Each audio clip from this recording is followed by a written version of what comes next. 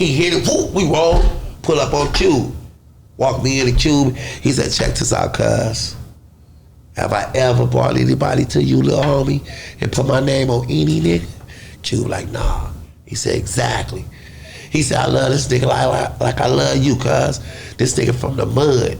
Me and this nigga go back to dirt, man. It's a good nigga, cuz. He said, guess what, cuz? Don't smoke, drink, or nothing, cuz. It's real. And then Cube was like, for real? I know Scruncho. He said, yeah, cuz. Get a nigga a shot. And then Q said, all right. So Q knew you? Nah, he ain't knew my brand. He knew your brand. You know what I'm saying? He said, y'all know who Scruncho is? He said, yeah, get cuz a shot. He funnier than, he said, he funnier than any of them goofy niggas you put on Friday. No disrespect to them, but that's what he said. I mean, he said, he funnier than any of them goofy niggas you put on Friday, cuz. And he from the West Coast, that cuz he. Yeah, we on Boss Talk 101. Yeah, we gonna talk. Answer this. How did you build a relationship with Ice Cube? I see you on the side of the, like on the court side with him, and y'all down there having a good time. How did you build that relationship, and how do you maintain it? Man, this is the most beautiful story I'm gonna tell you. My relationship, sometimes God will put people in your life way up here before you become this. Yeah. And way up here, I met a dude named Monster from 111. They call him Star. So we in the projects, right? And next door neighbor is these pretty little Mexican and black girls that stayed next door to my sister, right? And it was a fence to separate them. So Star was over there. I walked up to my sister's house. He was over there, and we looked at each other, started speaking, just having a barbecue conversation. So we started hustling together. So sometimes you put a little something in your head, see if you gonna come back. I put a little something in his head, see if you gonna come back. We need to find out, is you a man or a mouse? You know what I mean? So when a man or a mouse mean, do I trust you or not? If you're a mouse, you're gonna scatter. If you're a man, you're gonna be honest.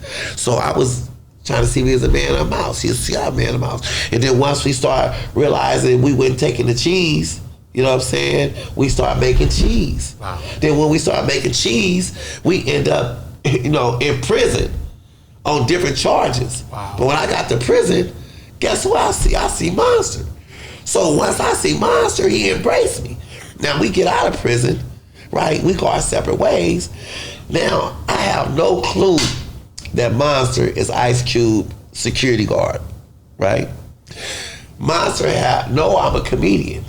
So we in 2010 or 2010, we run into each other on tour. Oh, really? So we lock up. I'm like, no, man, what you doing here? He said, man, I'm security for Cube. Wow. He like, you ain't hollering at Cube? I said, man, I don't know no motherfucking Cube. He said, you ain't never met Cube? Hell no. He said, man, what you ain't never hooked you to Cube? I said, no. He said, say less, I got you. He said, matter of fact, I only want you to meet him. You gonna sit over there. He said, give me your number. Called me, 3 days later. He said, where you at? I said, I'm at the casino.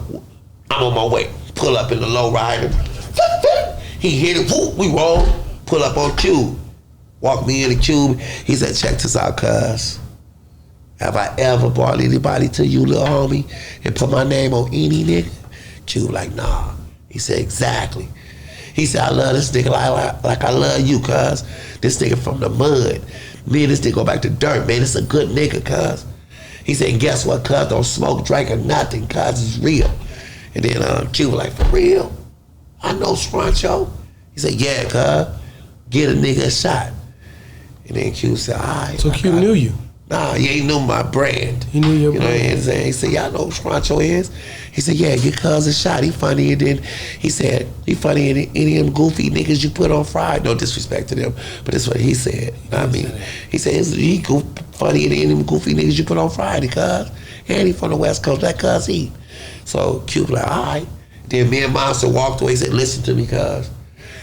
He said, nigga, don't call Q, don't text him, don't bug him. It might take 1 day, it might take 1 year, it might take 5 years. But if cuz say he gonna f with you, he gonna f with you.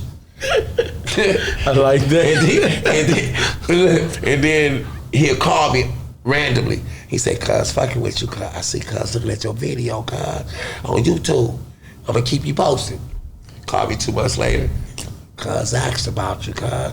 Like that, you know what I mean? Wow. He said, just let him cook, cuz, let him cook. That's what he told me. So Q hooked up with me, so he was gonna do my special, right? Q called me during the pandemic. All right.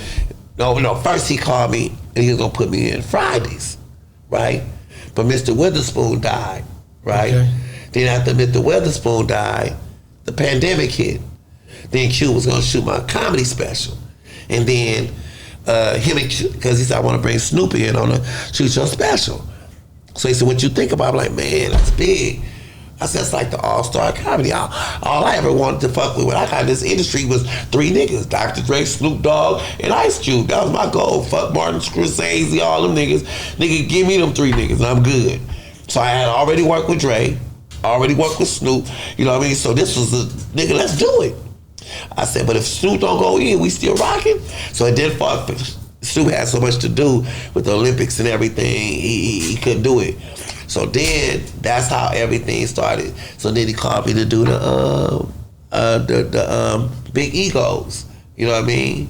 So on Big Egos, we was talking, and I was like, "Damn man, you know we should you know." And he said, "Man, all I need is a hug." He said, "Sometimes all these niggas need is a hug."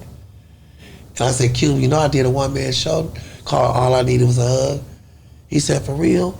He said, "I want to see it." And I put it together, nigga. I put it together, and that's how all that started. But I knew it was gonna be a good show, but I didn't know it was gonna blow up. Tiffany Haddish got behind it. Now everybody on it, you know, the reviews was good. Broadway wanted to see it. So when he wanted to see it, what did he? How did he see it?